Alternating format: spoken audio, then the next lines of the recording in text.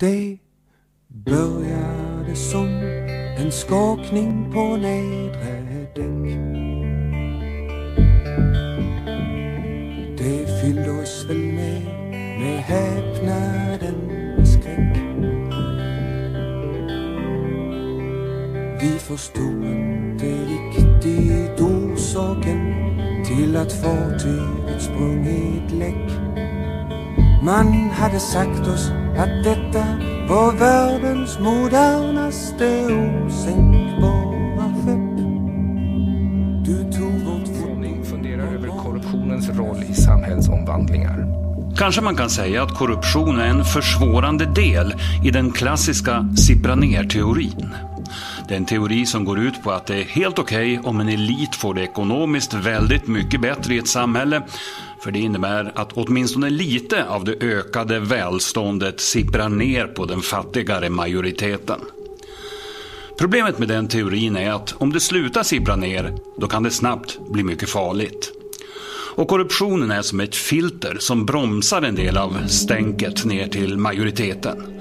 Korruption innebär nämligen att den redan privilegierade eliten inte tycker att det räcker med det välstånd den tilldelas med lagliga medel, utan tilldelar sig själv ännu mer utanför lagarna.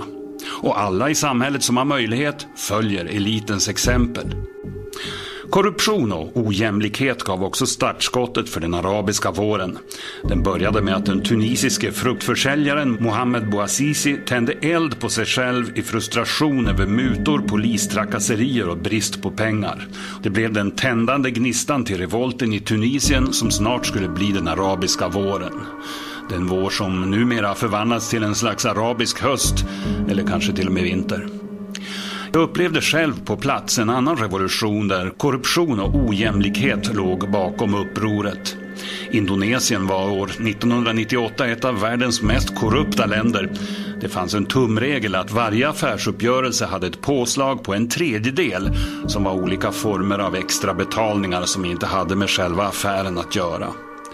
Den mångårige diktatorn Suharto mjölkade dessutom statskassan på pengar som han använde till att köpa sig lojala stödtrupper. Det gick bra så länge ekonomin växte och nästan alla fick det bättre eftersom tillväxten sipprade ner. På 30 år krympte andelen absolut fattiga i Indonesien från 80 till 20%. Men sen kom Asienkrisen och vände upp och ner på allt. Det korrupta korthuset rasade samman och den nya indonesiska medelklassen raderades nästan ut över en natt. När bensinpriset chockhöjdes i maj i ett försök att reparera den havererade samhällsekonomin, då startade upproret i staden Medan på Sumatra och spred sig snabbt över landet och till huvudstaden Jakarta. Efter ett par veckor och några tusen döda tvingades Suharto avgå efter mer än 30 år som envåldshärskare. En grundläggande ojämlikhet, därtill korruption och slutligen en ekonomisk kris är alltså en samhällsfarlig kombination. Och att den grundläggande ojämlikheten ökar tycks det inte råda några tvivel om. I alla fall inte enligt biståndsorganisationen Oxfam, som i januari visade att världens 85 rikaste personer nu äger lika mycket som hela den fattigare halvan av jordens befolkning. Ekonomikorrespondent Staffan Sonning.